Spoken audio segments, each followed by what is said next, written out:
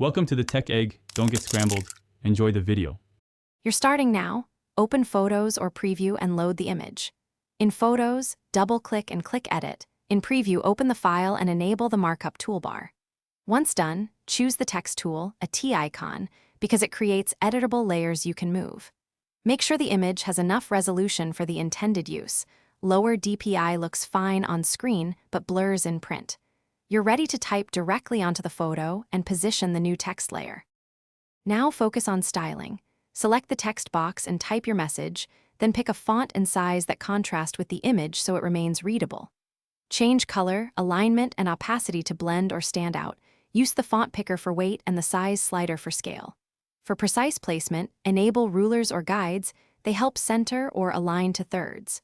Once positioned, refine with shadow or outline if available. These improve legibility over busy backgrounds. Finish by saving and exporting correctly.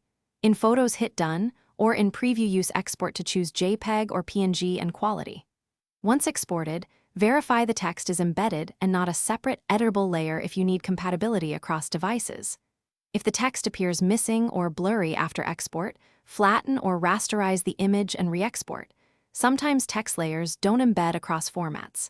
If problems persist, reopen the exported file. Reapply the text. Thanks for watching. Consider subscribing if I helped unscramble your problems.